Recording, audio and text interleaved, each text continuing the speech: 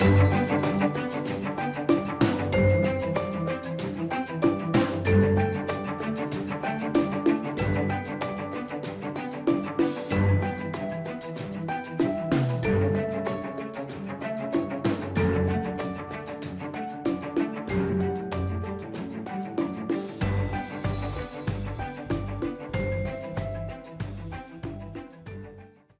want to take this opportunity to welcome you to the first annual Center for Teaching and Learning in Academic Technology Teaching Excellence Symposium. I'd like to start off by saying thank you to Dr. Enoch Hale, Kim Vincent-Layton, and the entire academic technology staff for all their work in planning and organizing this symposium that represents the great work that's happening here at Humboldt State University. I want to start with a quote because I really love quotes. They're insightful. They really focus on points that highlight things that you want to really emphasize. William Glasser said that when you study great teachers, you learn much more from their caring and work than you do from their style. And I'm going to revisit that just momentarily. Sometimes when we get really busy here, we forget to acknowledge the many great things that are happening in the classroom around campus. And the work here today that was a representation of the posters that you had a chance to walk around and see, as well as the events that are going to follow later today. Those are just a few examples of the many great things that are happening in the classroom. And as you all well know, great teachers make huge differences. And if you think about it, the power that a teacher has, one look, one word, one gesture can build a student up and can also potentially tear them down. And that's what we're not trying to do. And ultimately we make mistakes, but as you walked around the room, you see the great things that are happening. The other thing that I wanted to acknowledge is that there's a lot of work that is not acknowledged here. There's a lot of people who didn't present. They're teaching classes, they're doing things, and sometimes they don't even get the recognition that they might deserve. And so I want to acknowledge those people. And I want to say thank you to them, as well as to say we should learn from them. If you could take just a quick moment, if we could give a round of applause to everybody who presented, as well as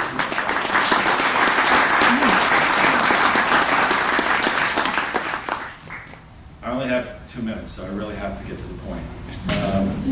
HSU has a goal to eliminate equity gaps in courses. And that's one of our big goals that we need to accomplish. And that's a perfect transition to be able to talk about our guest speaker, our keynote speaker, Dr. John Matsui. And so before I actually go into his introduction, I do want to say that I've talked to him, so I'm going to skim over some of his significant accomplishments as a scholar, and we're going to get to the teaching part.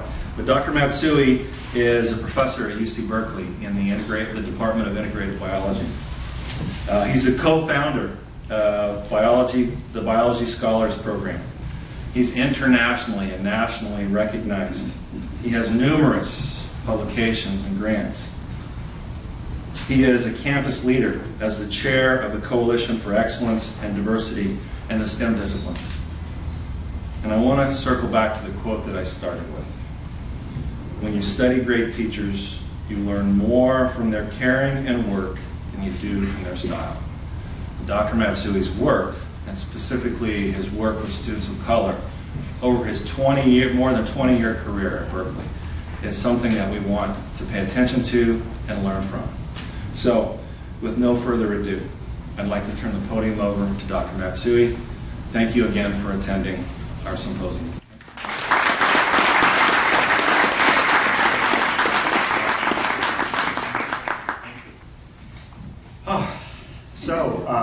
It's wonderful to be here. Almost didn't make it here because of flight cancellations, and you're all familiar with the story. That was the first time for me, and yeah, it was a little harrowing because I heard that sometimes if you don't catch your flight, it could be 1 or 2 days before there's a seat available to fly up. So, yeah, I'll keep that in mind the next time I'm here, and I hope after this talk I'm invited back. Yes, a nice introduction, Rock. I really, really appreciate that. So let me get started. You can see the title of the talk today, but I want to start off with some acknowledgments. And two people I really want to acknowledge are Matt and Amy. I've worked with them on the Inclusive Excellence Grant, their project here at HSU. And in addition to really respecting what they have done, I've also come to learn about all the things that are going on at HSU. And I'm impressed. Berkeley's way behind the curve. And there are a number of reasons for that, and when we do the Q&A, I can talk more about that. So here's how we're going to proceed today. I'm going to tell you a little bit about my background and history. I think that's really important because I think that our experiences in life really do matter in terms of how we conduct ourselves professionally, where our focus is, and so on. Then the question of why diversity. I mean, it may seem obvious on face value and so on, but I think we do need to respond to our critics with actual data, evidence, and so on about the importance, the value that's added to everything we do by diversity. Then I'm going to talk about this three doors lens and kind of expand on that and ask us some critical questions. I'll talk about some critical concepts and frameworks. That is, some frameworks that I think really have been helpful for me. And my training is in evolutionary biology, so I wasn't trained to do this work. But life has trained me to do this work. And it'll become clear what I mean by that when I tell you a little bit about myself. And then I'll be talking a little bit about what progress looks like and hopefully leave enough time for questions and answers. So about my background in history, there's a phrase that kind of summarizes, sort of frames the entire talk, and in fact my last 20 plus years of doing this work. And that phrase is professional is personal. Our experiences really shape what we do as professionals. We bring our whole selves into situations, into our work, into our interactions. This is the lens through which we view life. And our work is actually part of, even though oftentimes the boundaries between campus and, in quotes, the real world, some people draw those artificial boundaries. Those boundaries really, in my mind, really shouldn't exist. But in terms of my upbringing, I was born and raised in the San Francisco Bay Area. My family on both sides was interned during the Second World War, okay, in concentration camps, not in internment camps. These were concentration camps. We lost all of our property and everything, and after the war, both sides of my family had to start all over again. Everything was stolen, taken. It was grand theft.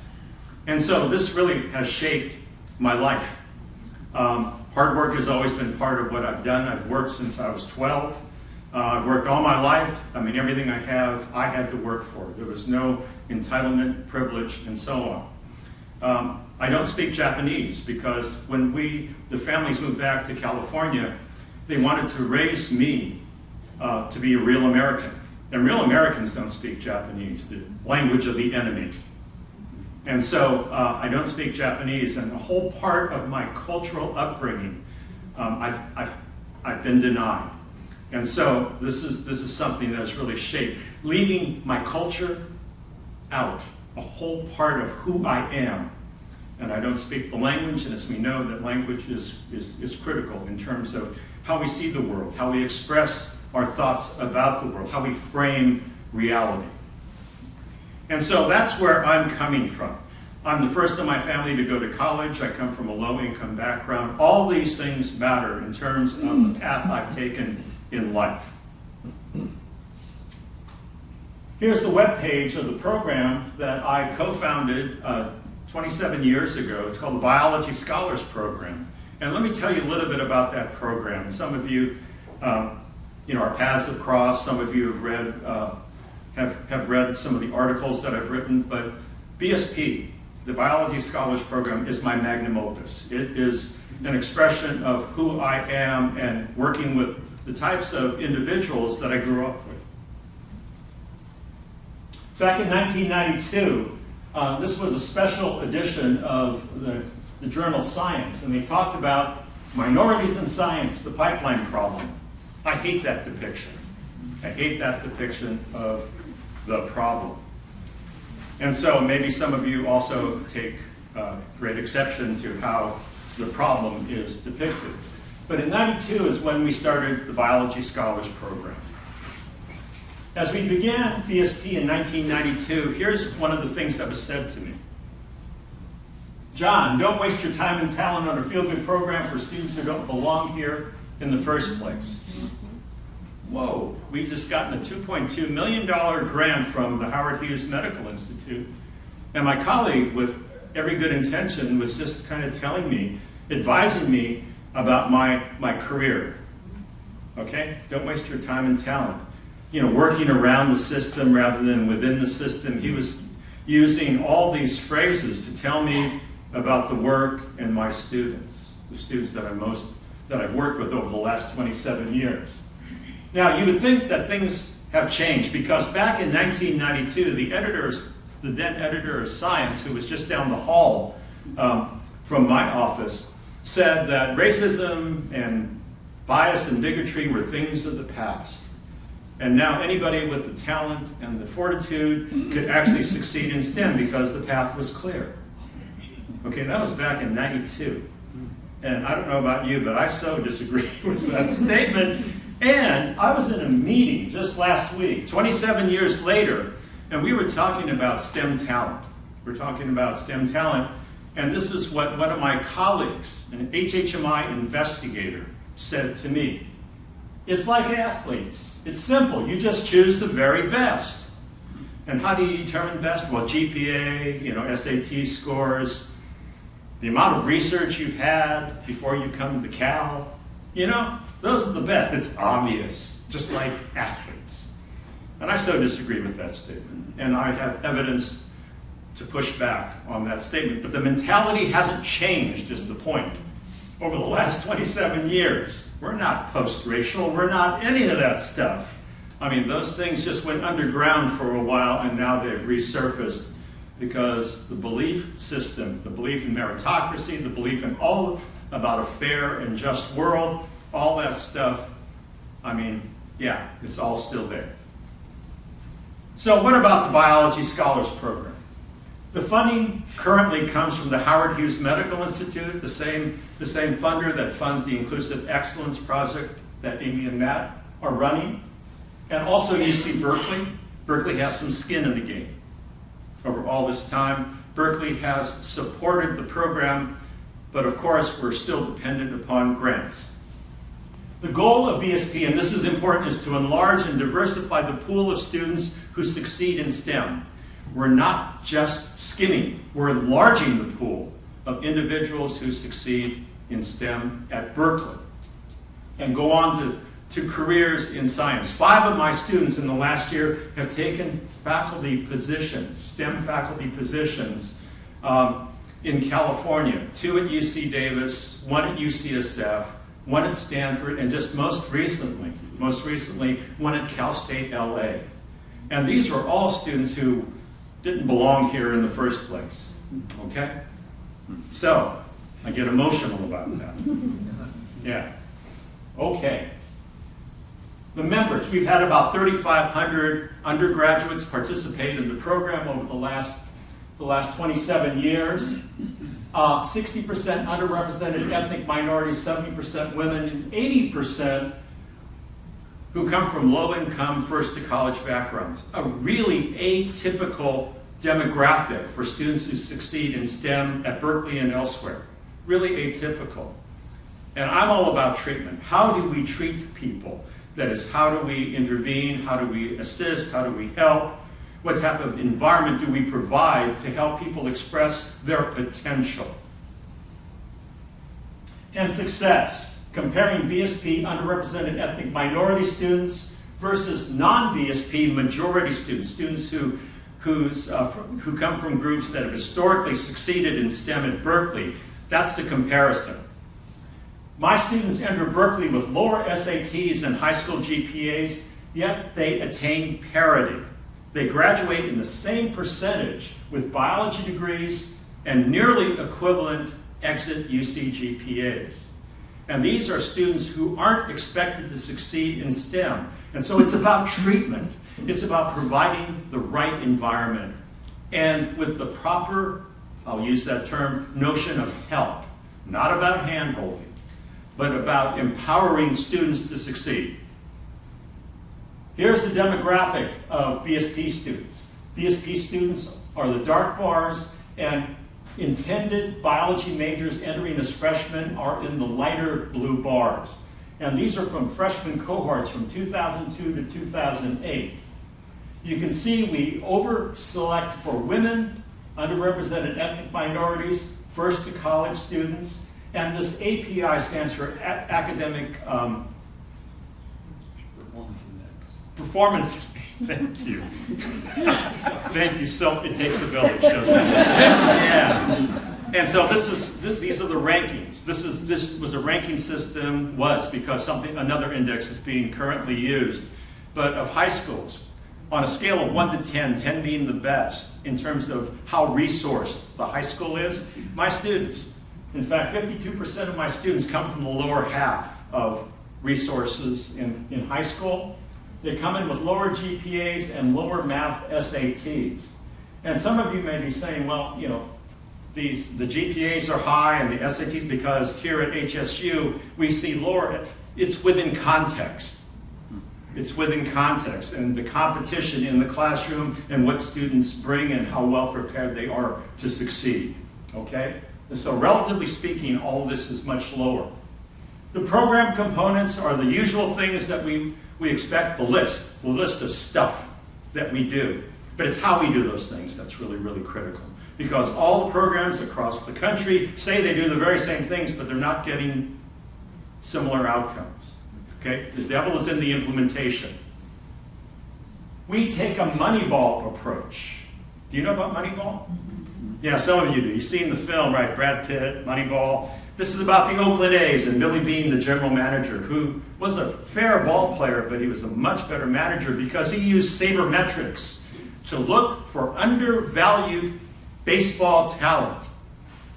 People who weren't appreciated, players that weren't appreciated, using the standard metrics like number of home runs, how fast you ran the 40, all those sorts of things. And we're using a Moneyball approach because we're looking for undervalued talent. Talent that may not be recognized using SATs and high school GPAs. And like the Oakland A's provide really good support such that the Oakland A's produce the type of talent eventually that teams like the New York Yankees with deeper pockets buy up for hundreds of millions of dollars. Okay, so they're just a little south of Berkeley, and I really found this comparison to be spot on. For this work in 2015, I received the STEM Mentoring Award. I went to the White House, and this is one of the, I had a chance to meet President Obama and receive the award from him. STEM Mentoring Award, it was just such a great honor. If I were to receive that award today, I would turn it down and not go to the White House. Yeah, Obama was a real president. So, what's happening with sort of the latest thinking around diversifying STEM? HHMI has started this initiative, Inclusive Excellence, and this is about building institutional capacity to support not just students who have been marginalized, but all students, with a special emphasis on marginalized students. And HSU, along with 56 other institutions, received one of these Inclusive Excellence Awards. And you can see the distribution of those awards by state and by different institution types. So what do I mean by diversity? Here's my definition. Diversity refers to individuals from backgrounds, identities that least fit the profile of the historically successful in a discipline, institution, organization, etc. And here we're talking about ethnic diversity, gender diversity, socioeconomic diversity, geographic diversity, sexual orientation diversity, all those different forms of diversity. And it's not just one thing, but how those all intersect in an individual. For example, let me just talk about Asians. You can have first-generation immigrants, or you can have a multi-generation in this country. You can have people who grew up in Chinatown in San Francisco, or individuals who have a long history of living in in the suburbs. All Asians aren't the same because of all of these different factors that come into play. And so that's what I mean by diversity, and looking historically, who's been at the table, who's succeeded, and so on. So the question of why diversity, maybe to this audience it's obvious, but we need evidence, we need data. We need to be evidence-based and data-driven in terms of our actions. So the value of diversity. Number one, we need a STEM workforce, and that came from the Presidential Advisory Committee talking about how short we're going to fall. We're going to be falling 1 million STEM workers short in the next 10 years, and where are we going to find those workers? They're here already in our classrooms. We need to develop that talent. It's a workforce argument. Also, national security. We need people from different cultural backgrounds to better understand, who speak the language, who know the culture in terms of, the security of this country. You can't use a single cultural lens to really take a look at all the potential threats and all the potential strengths and all those sorts of things around, in this global setting. Good science. Whoa, diversity and good science, aren't those two separate things? You lower standards, you lower the integrity of it. No. In fact, Hannah Valentine and Francis Collins at the NIH. Francis Collins is the director of NIH, and Hannah Valentine is the chief diversity officer. Recognize that good science is related to diversity, and they have some evidence, but not a whole lot of evidence, and this is where more research needs to be done. For example, diversity effects on scientific teams. We see that gender diversity does make a difference in terms of good science and the effectiveness of science teams, and also ethnic diversity and scientific contributions as related to impact factor and citations. So there is a correlation, but we need more research around good science and diversity. So let's talk about this three doors lens. Okay, diversity, equity, and inclusion. So this was explained to me one time, and it really resonated. Diversity is a number. We can count. We can count the number of women, the number of men, the number of people from different ethnic backgrounds. It's a count. Inclusion is a feeling. Do you feel included? Do you feel welcome? Do you feel like you belong? Inclusion is a feeling. Equity is how we go from diversity to inclusion. Equitable practices, which doesn't mean equal, because we have different starting points, right? Different starting points. Some of us need to start at pre-calculus. Others of us can start at advanced math. But these are just different lengths of on-ramp onto the main freeway. So these are the three doors, right? Is that correct? Well, that's not how I'm using this lens. The three doors that I'm talking about are the following. The restroom doors in the segregated South, where you had ladies, men, and color. You've seen this image before, or similar images of the segregated South. And so my question to you is there still a problem? I'm not talking about restrooms, but I'm talking about our institutions, our organizations. Are there three doors? Do they still exist? In STEM, at the university, in society. Now, your response to this, how you see it, depends upon your background and identity. Some people say there's no problem. It's like back in 1992 when that special issue of Minorities in Science came out. There's no problem. Well, others disagreed, including myself. Your vantage point, your position, power, and privilege in the institution or organization. Students may see things very, very differently than faculty, very, very differently than staff. Depends upon where you are in the institution and also your lived experience. Not all of us experience the very same environment in the same way because the environment treats us differently based upon what we look like, how we speak, the clothes we wear, all of those things. And so there's going to be debate. And in this room there may be debate to what extent there are 3 doors here at HSU. I know there's a debate at Berkeley. I mean, clearly, you just choose the best students, right? It's not a factor of doors. It's a factor of selection, but isn't selection part of saying, you go here, you go there, this door, that door? But the person who said it did not see it in that way. I did when he made that statement. So, what sort of anecdotal evidence do I have that there are, in fact, 3 doors at Berkeley? So one of my students, African-American male student in my program, was really excited. He just won money to do research in the lab of a Berkeley colleague, okay?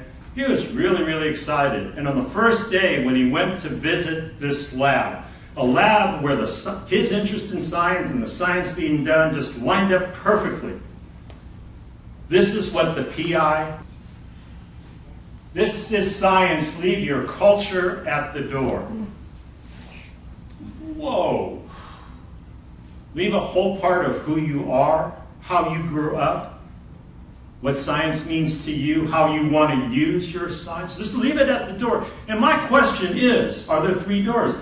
Would the PI have said the same thing to the student if he were an Asian male or a white male?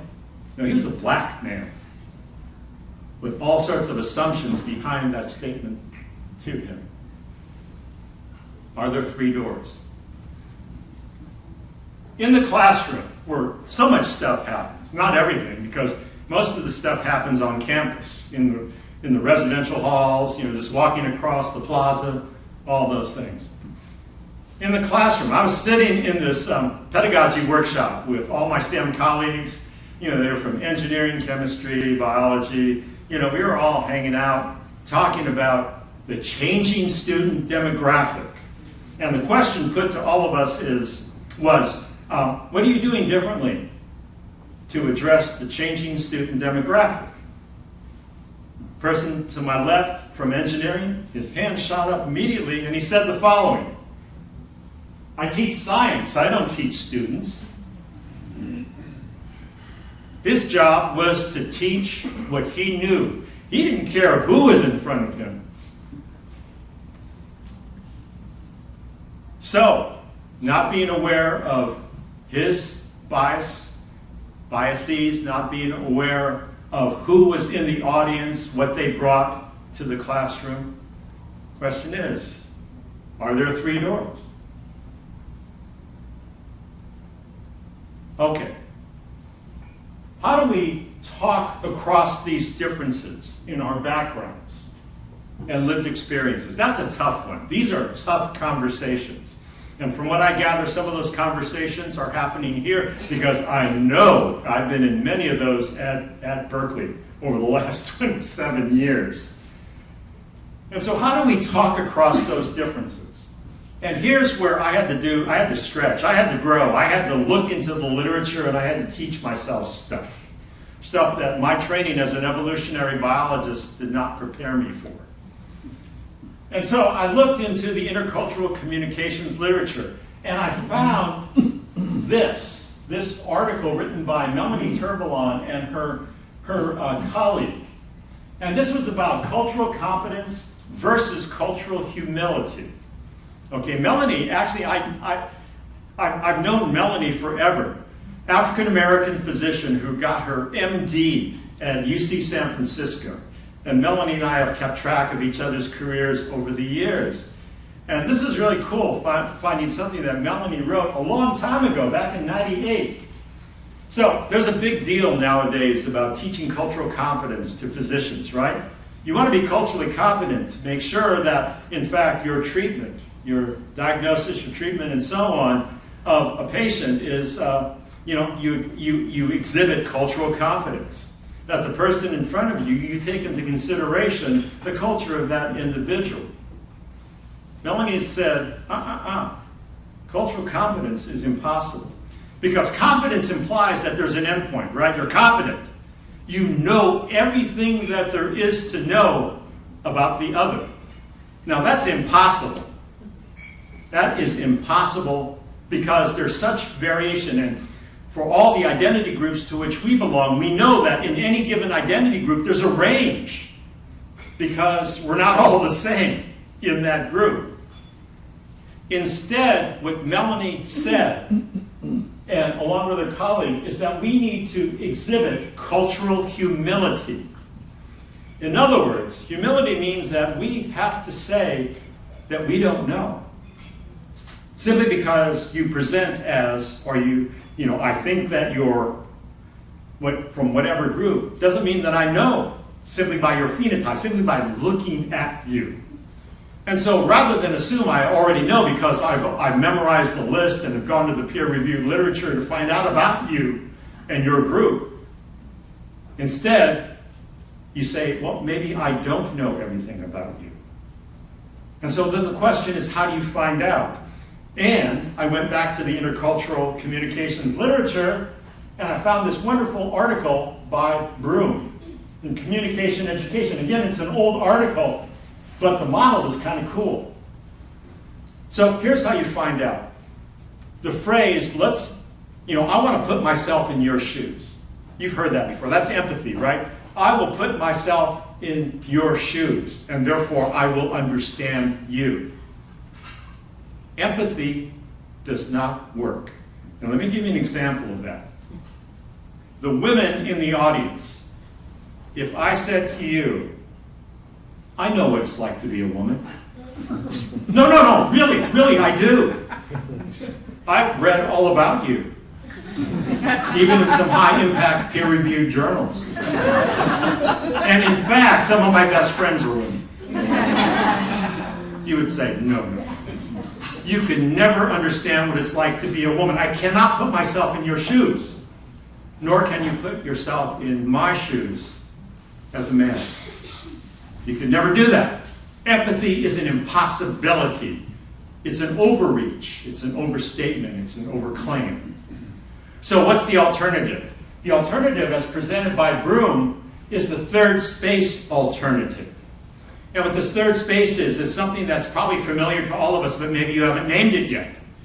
A third space is creating the opportunity to take the time and stop and not assume you already know about, but to ask each other questions, such as, what's it like to be a woman? We just experienced this meeting. What was it like for you? And how much of you being a woman played into you not being called on? I saw your hand up a whole bunch of times. What was that like? And back and forth, and back and forth. Where we negotiate understanding, meaning. We built a bridge using this third space between you and me.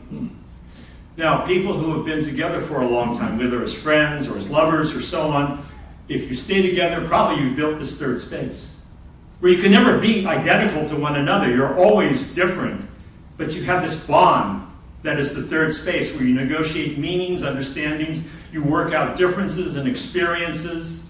And I would say that in order to negotiate across differences, the types of differences that may arise in conversations around gender, identity, race, diversity, all those things, we need to create more of these third spaces. And some people call these safe spaces. Spaces where we can make mistakes because we're asking authentic, genuine questions, things about which we really don't know but want to try and understand. because some people may be coming at the challenge in a very different way, based upon disciplinary training, based upon lived experience, based upon identities that may not be so obvious to you because you don't present in that way, in a safe way, in this space that may not be safe from where you're coming from. And so this third space notion is a really critical way to work across differences. It rarely happens because we're all on very fast trains, aren't we? We have more to do than we have time to do. We're under-resourced. We have other agendas. The clock is ticking. You're looking for outcomes. All these sorts of things. But in order to make those bridges, I would say the third space is a way to think about the work. So what to do with what we hear? Let's say that we do create this third space, okay? And we begin to build and bridge these differences. So what's framing the challenge? The challenge is really, and this, I talked to a sociologist by the name of Troy Duster, African-American sociologist who's done a lot of work on the Human Genome Project, because he said science is not culture-free. Science and the use of science and the abuse of science is sort of so culturally laden. And I was sitting down one day with Troy in his office, and he said, he said, John, you've been doing some fine work. And I said, Troy, how do I explain the work I've been doing to others? And he said, I would use the following. And this was Troy's recommendation to me. What you're doing, John, is institutional access work. And you're using a framework from the Americans with Disabilities Act and also the Universal Design Framework. Some of you who are interested, who know about disabilities, scholarship, and so on. And the ADA was brilliant in that it didn't say this building has to be accessible to people in wheelchairs, people with limited vision. They didn't go down the list. They just said this institution, this building has to be accessible to everybody. Whoa, okay. What if we looked at STEM like that?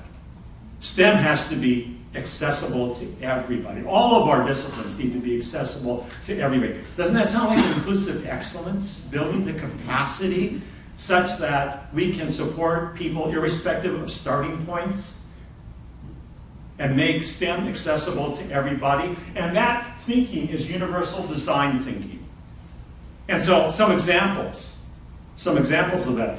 Well, things like curb cuts, right? Curb cuts for people in chairs. But curb cuts aren't only good for people in wheelchairs, they're good for people with strollers, with bikes, all sorts of things. Electric toothbrushes, people with limited use of their arms. Well, I don't know how many of you use electric toothbrushes. I don't, but you may. But you don't have to have limited ability with your arm, but you benefit. Or if you go to a sports bar and the sound is loud, right, and you're watching the game, you have closed caption for people who are hearing impaired originally. But I think the point is that if you pay attention to what whom the institution excludes and try to make it accessible to all, you're improving, all boats rise. You're improving accessibility for everybody. And I know, Dawn, in our conversation this morning, we were talking about, the stuff you're doing in your science course as Science 100. That's accessibility for all, not just for those who have been marginalized. And so we need to think about accessibility, institutional access in that way, and how we can frame this as it improving the condition for all.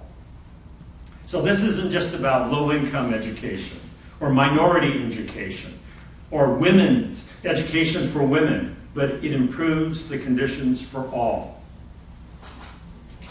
So let's talk about change, because that's what we're talking about, right? We're talking about change. And we're really comfortable with the status quo. And in fact, that's evolutionarily adaptive, right? If it hasn't hurt you, then it's probably safe, and you want to keep it that way. But not everybody feels that way based upon vantage point, lived experience, and so on. But for those of us who are comfortable, change is kind of tough. Now, there's first and second order change. Let me explain the difference to you. First order, minor improvements and adjustments. The system structure remains the same, so you just kind of rearrange the deck furniture. Quantitative changes in attitudes, values, they're incremental. Just, you kind of move the needle a little bit, but they're reversible. If there's new leadership, if the financial situation changes, you go back to the old ways. Change does not alter the worldview or the paradigm of the players, and it's changed within an old state of thinking and acting. Now let me give you a concrete example of this. The lead in Flint, Michigan drinking water. Okay, what did they do when they found that there was lead in the water? They passed out bottled water. That's first order change. They have fresh water now. But that doesn't change anything because it creates this dependency on, it doesn't really mess with the pipes or politics or redlining or anything like that, okay? That's first order change. But what about in a university? You get undervalued students at our colleges and universities. What do? You send them over there for tutoring, okay? Go get better, and once you're better, come back over to the academic side. That's bottled water. What have I been doing for the last 27 years? I've been passing out bottled water to my students. Right? My students have been successful, but the institution has remained the same.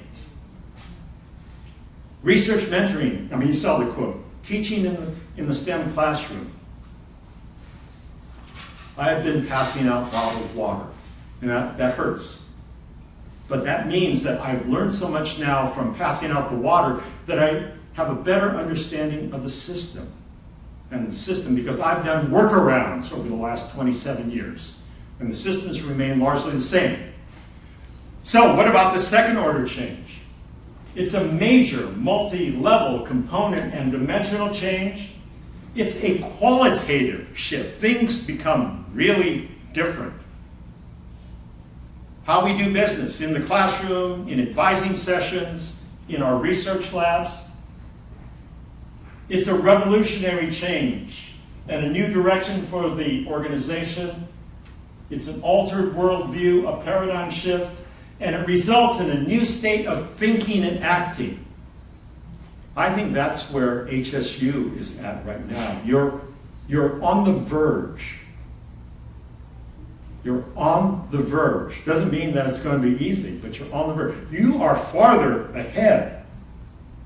You're ahead on the learning curve as compared to Berkeley. I'm pushing hard to try and disseminate my practices campus-wide. It's kind of working, but it's tough. It's a tough road. So I hear the stories from individuals, some of whom are in the audience, and I understand. And so in terms of lead in Flint, Michigan drinking water, well, you have to change who's elected, you have to change policies and practices, you have to change the plumbing system. That's second order change. That is substantial infrastructure change. And likewise, the undervalued students at our colleges and universities is more than just about tutoring. Tutoring is important. It's necessary, but it's not sufficient. We need to change the way we teach, mentor, advise. That's that deep second order change. And that's a major shift. And the question is, what are the changes? At the second order level, does HSU and also UC Berkeley and other institutions need to make? They're substantial. They're substantial. So thinking about change. We have to think about the reward structure. WIFM. Some of you know what that is, right? WIFM is what's in it for me. Is this part of the reward structure in terms of promotion, tenure, career advancement? How much does this work and this second order change really count? Because like our students, we ask we ask of others who say we need to change, is it going to count? In terms of my rank, status, role, money, is it going to count? And that's a tough one, because when we start changing the reward structure, we call into question certain values, the core values of the institution. And so the WIFM is really an important question to ask. What's in it for people to change? The reward structure has to promote this. Otherwise, it's like our students. Do I need to know that? If not for the test, then forget about it. We say the same thing. Picking your battles. This is an important thing. This is used by drug companies when they make a decision about where to invest their money. They want to invest in high impact and low effort drugs. But sometimes it is high impact and high effort, like lots of money with the clinical trials and everything like that. In terms of diversity work, we want to make sure that we are in quadrants 1 and 2, right? We have to really do a cost-benefit analysis. There are some low-hanging fruit around this diversity work. Sometimes simply having a faculty member come and do a fireside chat over a meal and to share their path, their personal story, that can have a profound influence on the trajectory and the identity of a student. That could be a life changer. That happened to me. I had one of my faculty members, I went to community college before I went to Berkeley, and there was my biology instructor, John Holloman, I still remember his name, took me aside and said, John, you're not working up to your potential. You see those guys in the cafeteria? They play cards all day long. Do you want that to be you? I said, no, Dr. Holloman, no. And he said, then you need to think differently. And so that was life change. That was a pivotal point.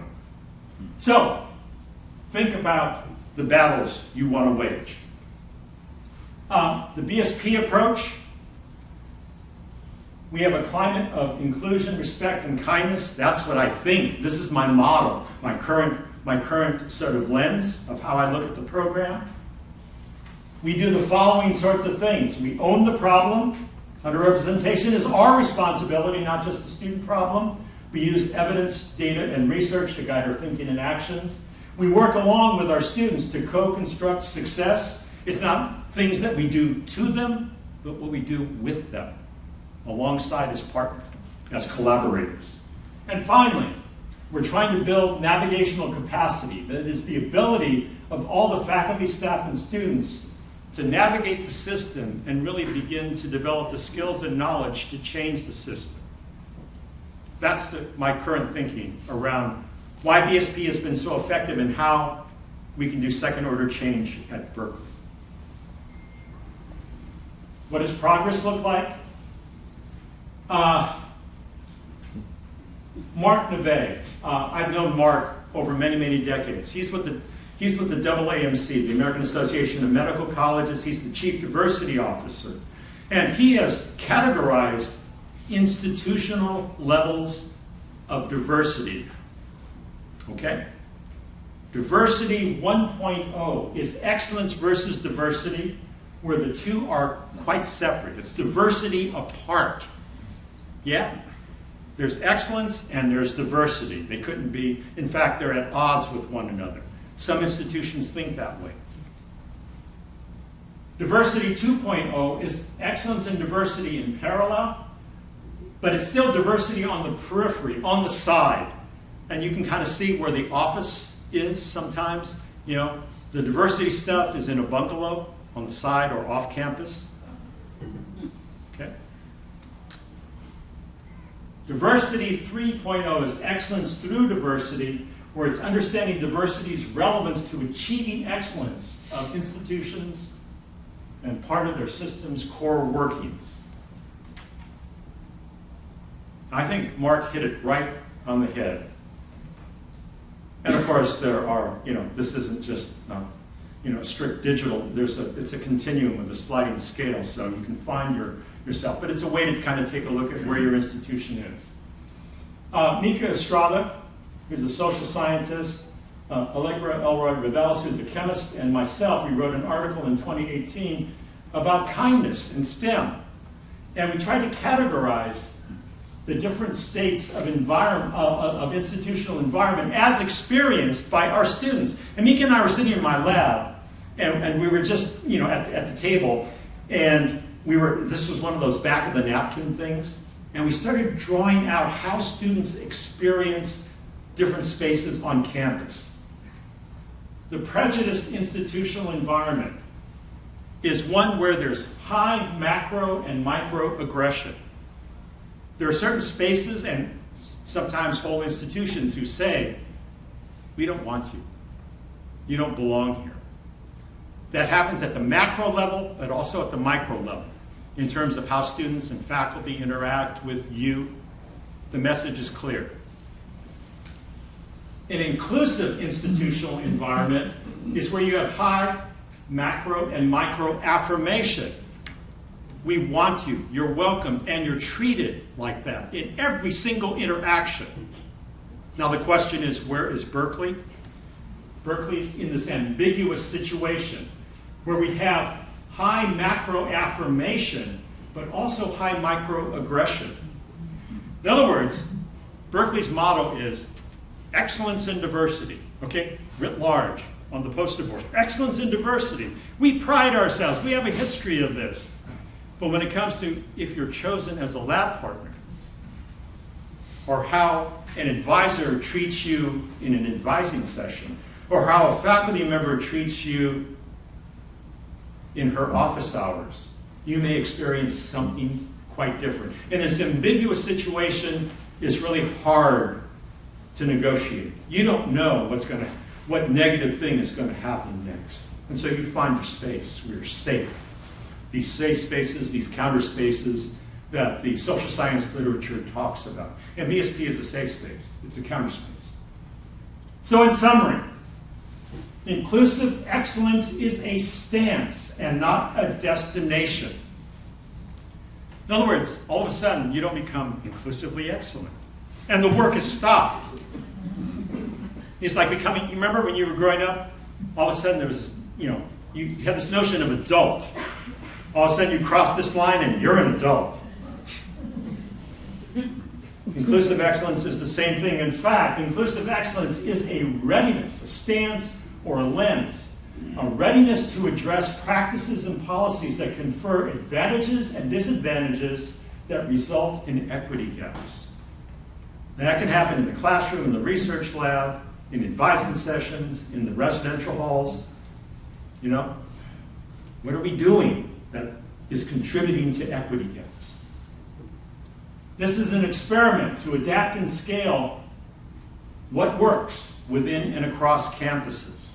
And it's adaptation, not replication, because our STEM environments are very different in different STEM disciplines, maybe and so on.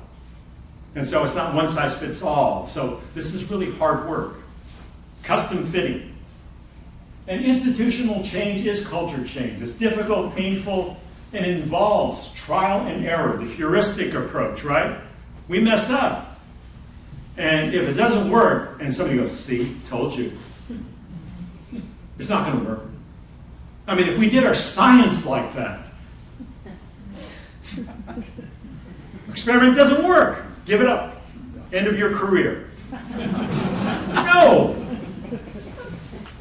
And there's so much out of our control. There's so many more variables when we start talking about this experiment. So it's difficult, painful, involving iterative trial and error and rethinking and redoing. So understand that. So change. Let me end with a quote. Start by doing what's necessary, then do what's possible, and suddenly, maybe not so suddenly, you are doing the impossible. So let's have some questions.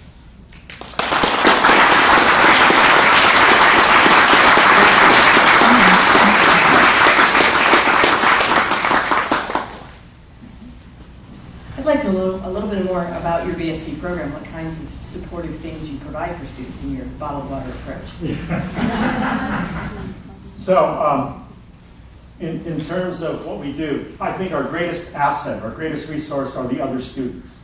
And so there's a strong family or community aspect to it. So students helping other students, because we have 4 staff members. and that includes myself, okay? And so we were working with over 400 students, and there isn't enough time. And we have to have lives too. That's self-care, okay? Yeah. And so whom we choose, what we look for a commitment to not only one's own success, but the success of others. And selection is an important part of treatment, right? By selecting students who have come in with that mindset, that's the biggest thing. We have tutoring, we have mentoring, we have all those sorts of things.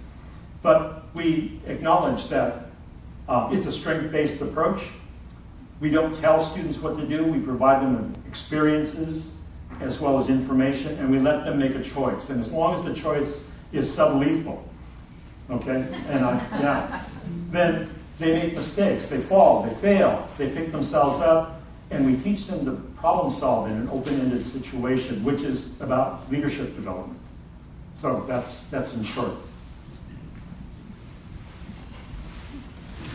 So one of the identified problems is that you have to empower students.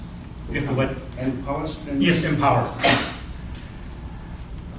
However, if you look back on what state they come to you, and what are the conditionings that actually led them not to be empowered, Yes. don't you have to address that issue? Backgrounds where they've been told no a lot. You can't. That is, this is what they're used to. They're used to bad stuff happening, and it continues to happen while they're at Berkeley. Okay, and so the first thing I try to do is to help students make a distinction between what's within and outside of their control, and I have them focus on those things that are within their control. Things like the number of units they're taking. I help them understand how they can negotiate and advocate for themselves. I help them learn the system. They need to be system smart. They need to be able to navigate the system, to know how financial aid works, to know how to get a leave in good standing from the university, when to take a time out, and then so they can return when the conditions that were leading to their challenges can be mitigated. And so I teach them try to help them to become strategic thinkers so that they can manage their encounter with the university. And so, and again, this is about co-construction of success rather than simply relying on me saying, do it this way, and then come back and tell me. I give them homework to do around these sorts of things. They come back and they say, so of the internships for next year, summer programs, give me your top 2 and tell me why. So I help them think through. So it's about information and opportunities and learning the system and having them make choices.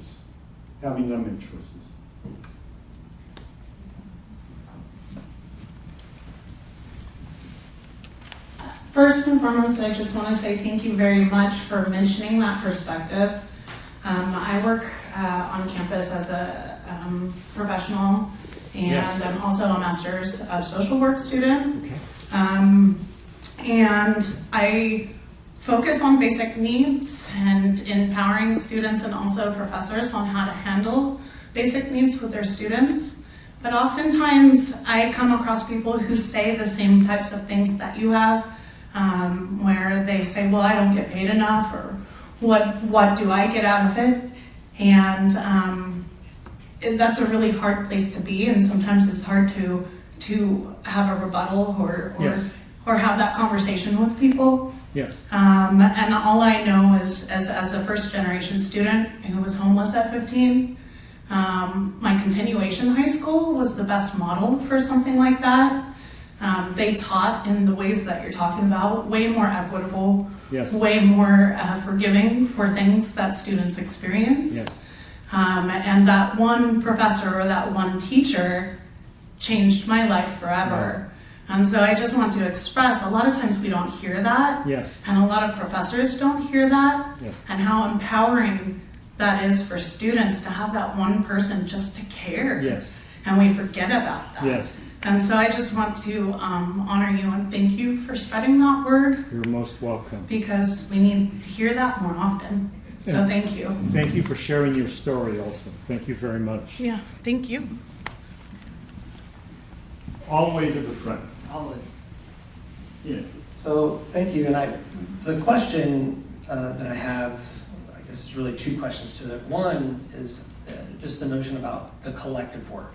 So, who are your strongest partners at Berkeley? And the second piece of that is, how do you maintain the integrity of the authenticity of your work, particularly, I love the statement, like inclusive excellence is a stance, not a destination, without it being marginalized into a first order checkbox for Yes. institutional reporting or whatever. Yes. So I have my allies, my go-to people on campus. And these aren't the people who may show up at an important event simply to be seen by the right people. You know, that happens. You know, people kind of posture and pose and they're there for the photo op, and then you never see them again.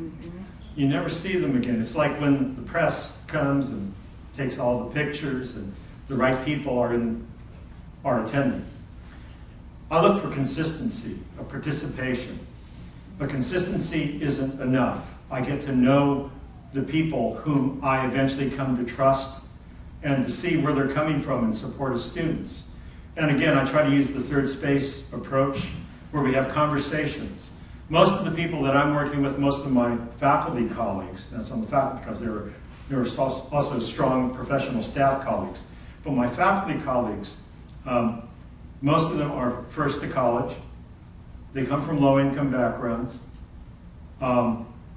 They're faculty of color. Okay, and they felt the outsider, not because they chose to be the outsider, but they've been treated in such a way that they've existed on the margins. Even though they may be a senior faculty member, they still don't feel like they belong. They still don't feel included. And there's one person that I have in mind, and he and I are very close friends because we share stories and we share strategies, okay? And so the integrity of all this, like, students keep me grounded, they keep me real, they keep me informed. You know, as I've aged, I've thought my thinking is just really outdated. I'm an old guy now, and probably doesn't. My students just say, wait, hold on just a second. You know, what you're saying resonates with my experience today.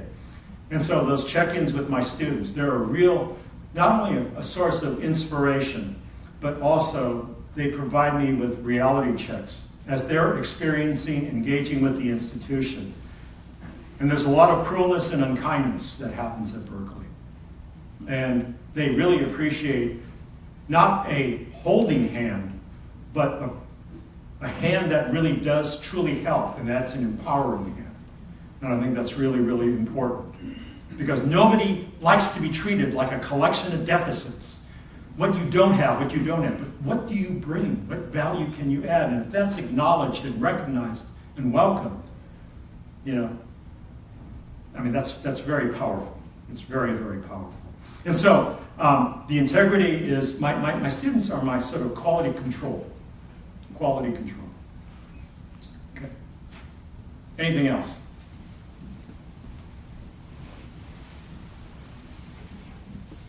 I graduated from HSU in 2007 or so and got a job with a local conservation organization, Yes. an office of a statewide conservation organization. So my question is around that connection to providing careers. So moving from the institutional into the career realm, and have you had any partnerships that have played out to help that continued support for equity and inclusion? Second part of my question has to do with the culture of institutions, and how have you seen your work shape the culture of competitiveness that often happens within our educational institutions? Yeah, how about that? So careers, you had to bring that up, didn't you? That's been the weakest thing that I've done, or that I haven't done. Career development. Many times it's a random walk, or it's just this internship that worked out, or an externship that worked out. And so this is this is something that we really need to work on. And now that I have over 3,000 graduates from the program who are in their careers, or either early or very mature stage, I need to call on the alums to help me develop. I mean, so I'm a late bloomer, okay?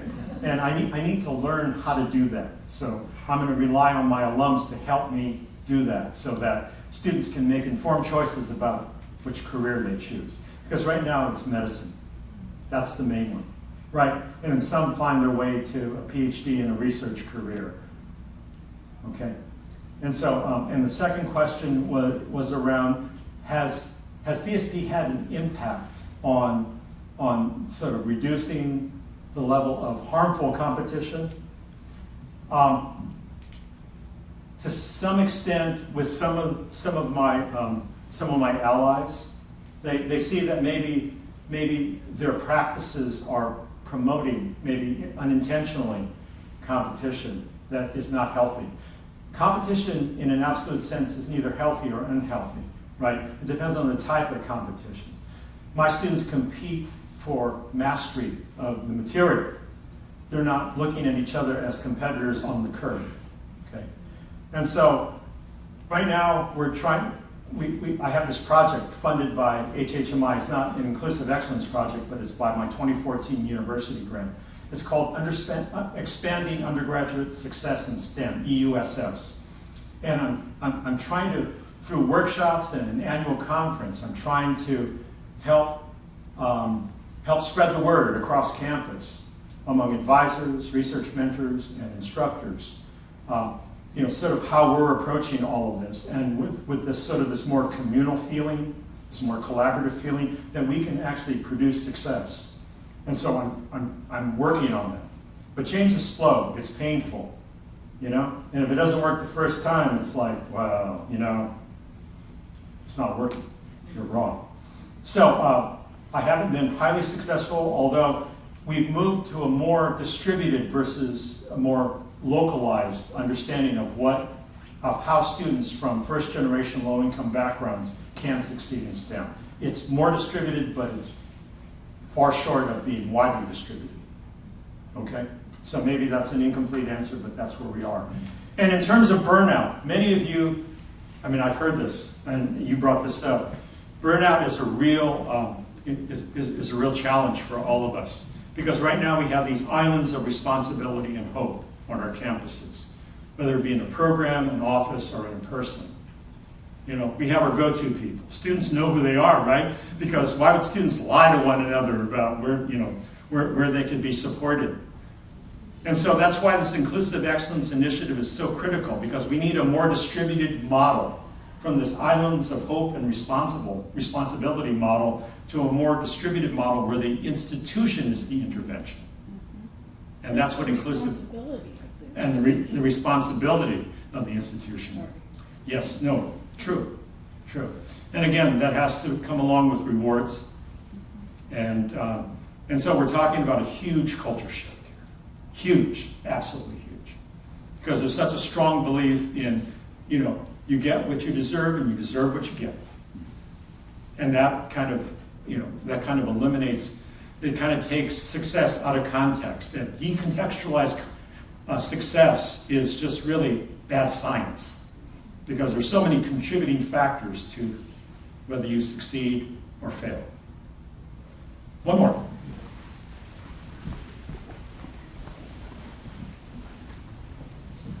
Thank you. I got captured by when you were talking about your first order change, second order change, and I keep thinking there's a third order change, and I think you've alluded to it in part about how we're rewarded or what we're getting out of it, and just in this last conversation, it's not, I think your second order change, you talked about teaching, mentoring, and advising, but I think we also need to look and examine our underlying values and assumptions that all the second order and first order changes are based on. And we keep thinking about achievement, success, but we haven't really talked about what those things are. And our institutions and our society are based on certain assumptions that some people are successful and some people are not.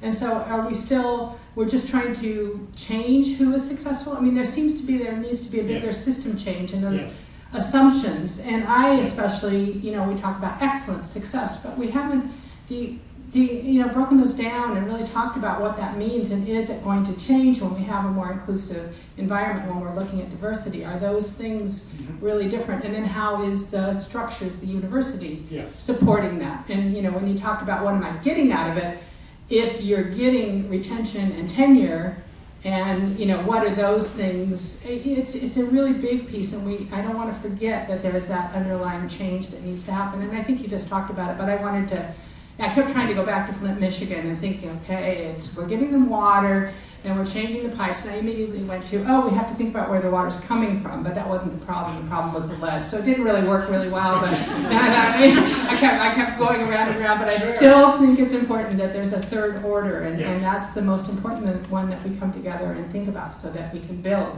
how we teach, how we mentor, how we advise. Exactly. Anyway, thank you so much. Thank you. Anything else, or should we bring this to a close? Is this a good point? So I want to thank you again, and I really appreciate your time here. Can we give...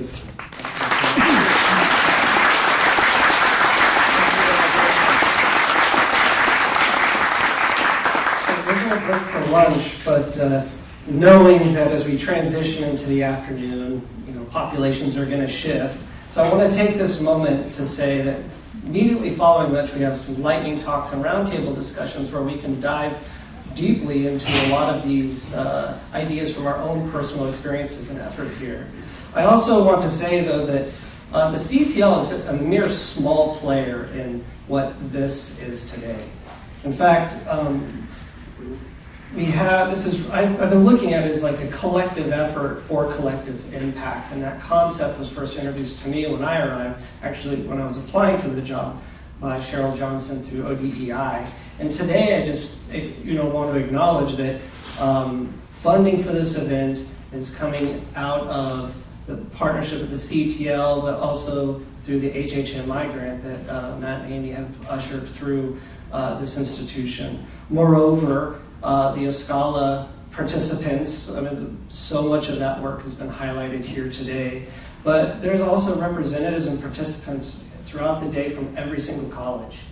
And so I just wanted to, I know I can't possibly list everybody who's done that, but I do want to thank everybody who's attending and everybody who's contributed to this event, because I believe this is merely continuing a conversation that was started well before I ever arrived last August.